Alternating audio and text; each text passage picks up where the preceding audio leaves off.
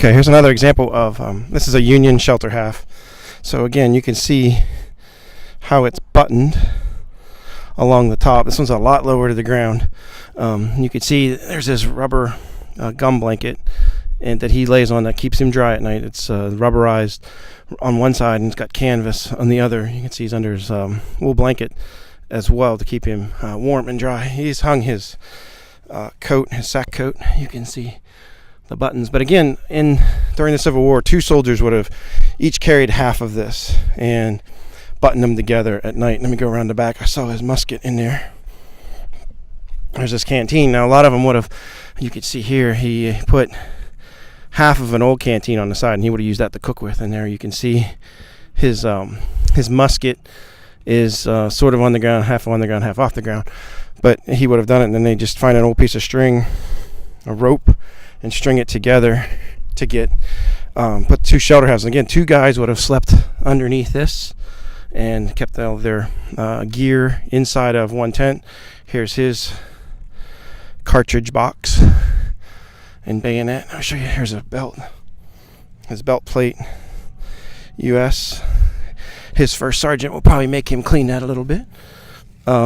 But that's what it sort of would have looked like. And 2 guys, this one's really low to the ground, which is good, compared to a larger A tent that a captain or a lieutenant or some other higher ranking officer would have done slept in.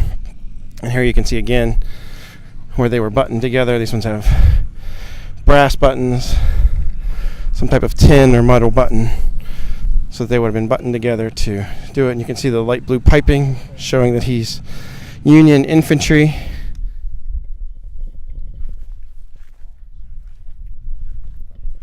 And since the weather is good, Colonel Kopich now strongly suggests you engage in company drill, especially if you have fifth or if you are a combined company, so you can learn each other's flaws.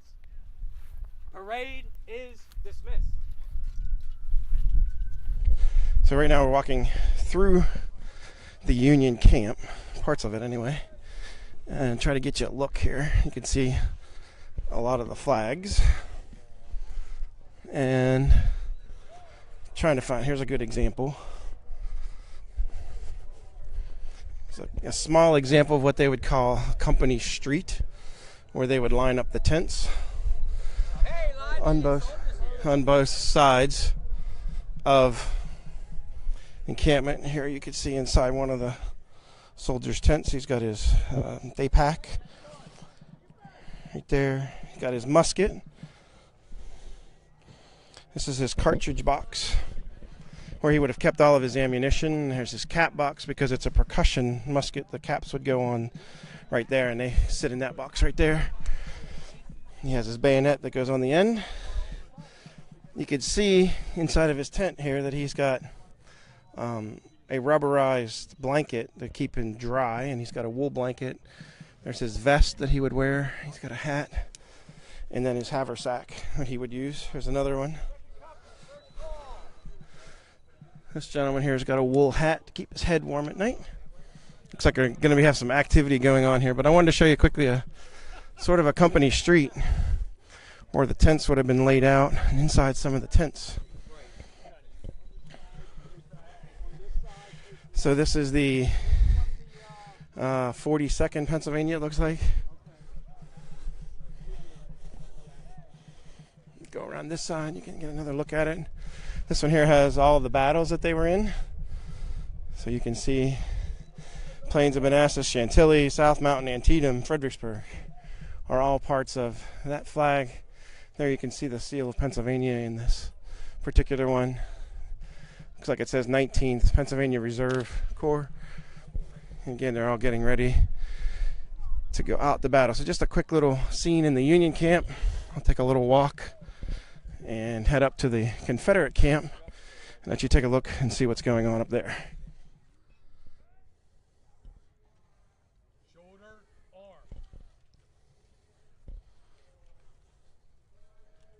Stack.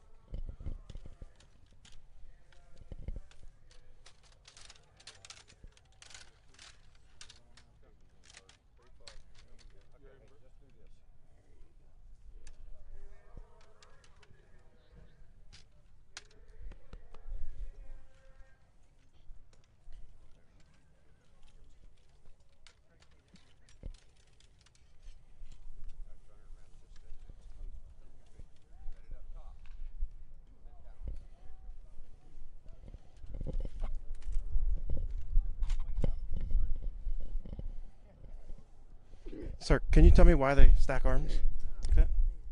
It's easier to, if we're going to be waiting for a time for the battle or a movement, it's easier just to stack the weapons and they can feel free to stand without holding things. And you never lay a firearm on the ground because you can foul it with the dirt or the grass or moisture from the ground.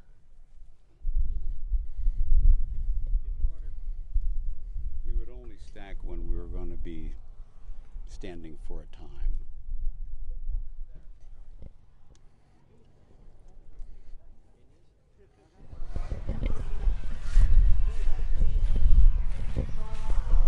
Oh, for those of you that have seen the movie Gettysburg, that's the barn that was in the actual movie Gettysburg.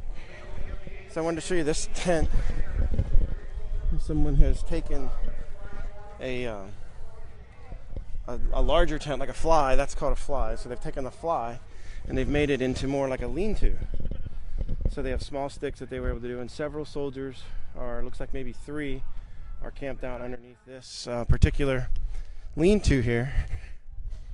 And they are able to all bunk underneath this same one. You can see they've got their bedding, they've got their cups and their knapsacks that they would have carried. There's one of their haversacks that they would have carried food in. Knapsacks would have been used for larger items, coats and extra clothes that they would have had. And over here's another one I saw. So here's another lean-to type thing used, made out of a dining fly that they would have used. There's their bayonet. So here you can see his bayonet and his plate and cup that he would have used to drink from. Blankets, wool blankets. Probably would not have carried a chair on march, but you can see his knapsack is a different style. It's a box style. The other ones are a little bit different. So just some views of the Confederate camp. There's a blanket roll. That's cool.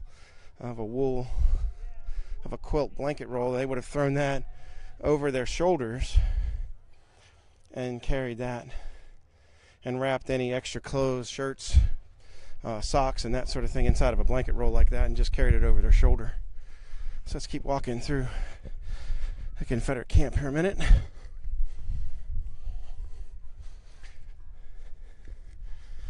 So let's see what we got going on. Bedford Light Artillery. Oh, she's really cooking here. It's a Hope stove, patented January 13th, 1862. I can feel the heat way over here. So she's cooking.